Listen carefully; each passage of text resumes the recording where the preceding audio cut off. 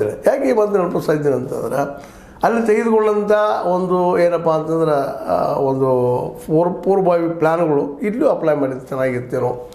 ಮತ್ತು ಇನ್ನೊಂದು ನೀವು ನೋಡಿದ್ರಿ ಹಿಂದೆ ಮುಂಬೈಲಿ ಆಗಿರ್ಬೋದು, ನಾವು T20 ಗೆದ್ದು ಬಂದಾಗ, ಮತ್ತೊಂದು ಕಡೆ ಆಗಿರ್ಬೋದು ವಿಶ್ವಕಪ್ ಗೆದ್ದಾಗ ನಮ್ಮಲ್ಲೂ ಸೆಲೆಬ್ರಿಟಿಗಳು ಮಾಡಿದ್ದು ದೊಡ್ಡ ಫಂಕ್ಷನ್ಗಳು ಮಾಡಿದ್ದು ನಾವು ನೋಡಿದ್ವಿ. ಅದು ಇಂಥದ್ದು ಆಗಿರಲಿಲ್ಲ. ಆದರೆ ಈ ಸಲ ಮಾತ್ರ ಒಂದಿಷ್ಟು ಯಾಕೋ ಅತಿರೇಕ ಆಯಿತು ಅಂತ. ಇದು ಕಾರಣ ಇನ್ನೊಂದು ಏನಪ್ಪ ಅಂದ್ರೆ 18 ವರ್ಷಗಳ ನಂತರ ನಮ್ಮ RCB ಗೆದ್ದು ಬಂದಿದ್ದು, ನಿಜವಾಗಿಯೂ RCB ಇದ್ದಿದ್ದು ಇದು ನಮ್ಮದಪ್ಪ ಅನ್ನೋಂಥ ಭಾವನೆ ನಮ್ಮ ಕರ್ನಾಟಕದಲ್ಲಿ ಭಾಳಷ್ಟು ಇದ್ದಿದ್ದು ಸಹ ಇದು ಕಾರಣ. ಏನಾದ್ರಲ್ಲಿ ಕ್ರಿಕೆಟ್ ಒಂದು ಕ್ರೀಡೆಯಾಗಿ ನಾವು ತೊಗೊಳ್ಬೇಕು. ಮತ್ತು ಅದರ ಆಟಗಾರರು ಹೀರೋಗಳಲ್ಲ. ಆ್ಯಕ್ಚುಲಿ ಒಂದು ಕಾಲ ಹೀರೋ ಆಗಿದ್ರು ಮೋದಿ ಅವರು. ಇವತ್ತು ಯಾವ ಹೀರೋಗಳು ಇಲ್ಲ. ಇವತ್ತು ಜನ ಕೊಡ್ತಿರ್ತಾರೆ. ಬಟ್ ಏನಿದ್ರು ಕೊಡೋ ಜನ ಹೆಂಗಿರ್ತಾರಪ್ಪ ಅಂದ್ರೆ ಅವ್ರು ಗಾಡಿ ಕೊಟ್ಟು ಕಳಿಸಿರ್ತಾರೆ, ಬರ್ತಾರೆ, ಊಟ ಎಲ್ಲಿದ್ದಾರೆ ಹೋಗಿ ನಿಲ್ತಾರೆ, ಊಟ ಮಾಡ್ತಾರೆ. ಅವ್ರು ಏನು ಮಾತಾಡೋರು ಮಾತಾಡ್ತಿರ್ತಾರೆ, ಎದ್ದು ಹೋಗಿಬಿಡ್ತಾರೆ. ಆದರೆ ಇಲ್ಲಿ ಹೀರೋಗಳು ಯಾರಾಗಿರೋದು ನಮ್ಮ ದೇಶದೊಳಗೆ ಇವತ್ತು ಈ ಕ್ರಿಕೆಟಿಗರು ಹೀರೋಗಳಾಗಿಬಿಟ್ಟಿದ್ದಾರೆ.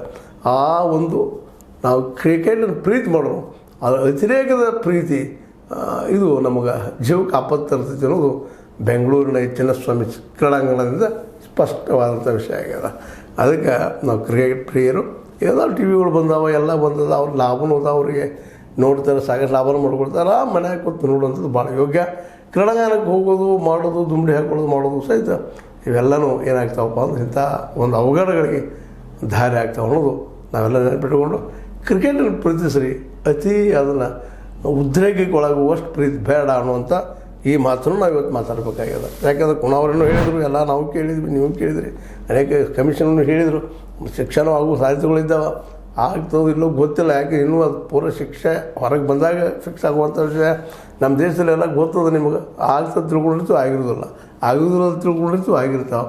ಆದರೂ ಈ ಘಟನೆ ಆದಾಗ ಸರ್ಕಾರದ ಹಸ್ತಕ್ಷೇಪ ಇತ್ತು, ತಪ್ಪಿತ್ತು. ಆದರೆ ಜಾಣ್ಮೆಯಿಂದ ದಾಟ್ಕೊಂಡು ಬಂತು, ಏನು ಉಳಿತು. ಯಾಕಪ್ಪ ಅಂದ್ರೆ ಅಲ್ಲಿ ಆಯೋಜಕರು ಮಾಡಿದ್ದು, ಜೊತೆಗೆ ಆಟಗಾರರು ಮಾಡಿದ್ದು, ಮತ್ತೇನೋ ಮಾಡಿದ್ದೆಲ್ಲ ಹೆಚ್ಚು ದೊಡ್ಡ ಹಾಯ್ಕೊಂಡು, ಅದ್ರ ಜೊತೆಗೆ ಆಯೋಜಕರು ದೊಡ್ಡ ತಪ್ಪು ಮಾಡಿದ್ದು ಬಂತು. ಹೀಗೆ ಸರ್ಕಾರ ಉಳ್ಕೊಳ್ಳೋದ. ಸರ್ಕಾರ ಇನ್ನು ಮೇಲಾದರೂ ಇಂಥ ಫಂಕ್ಷನ್ಗಳು ಮಾಡುವಲ್ಲ ಎಚ್ಚರಿಕೆ ವಹಿಸ್ಬೇಕು ಸ್ವತಃ.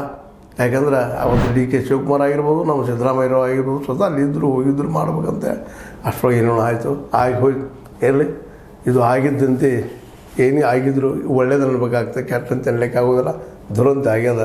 ಇದು ಇಂಥವು ಇನ್ನು ಮುಂದೆ ಆಗದೇ ಇರ್ಲತ್ತ. ಮತ್ತೊಮ್ಮೆ ಹೇಳ್ತಾ ಕಾಲು ತುಳಿತ ತಪ್ಪಿತಸ್ಥರಿಗೆ ಏನಪ್ಪ ಅಂದ್ರೆ ಒಂದಿಷ್ಟು ಕ್ರಮ ಆದ್ರೆ ಯೋಗ್ಯ ಅನ್ನೋ ಮಾತನ್ನು ಹೇಳ್ತಾ, ಇದು ನಿಮ್ಮ ಲೈಕ್ ಆಗಿರ್ಬೋದು. ಲೈಕ್ ಮಾಡಿ, ಶೇರ್ ಮಾಡಿ, ಕಮೆಂಟ್ ಮಾಡಿ, ಜೊತೆ ಸಬ್ಸ್ಕ್ರೈಬ್ ನಿಲ್ಲಿಸಿ ಮಾಡಿರಿ. H60 ನ್ಯೂಸ್ ಅರ್ಥ ತಿಳಿಸಿ ತರಾಮಿದು ಸತ್ಯದ ಕೈಗಳಲ್ಲಿ ವಂದನೆಗಳು.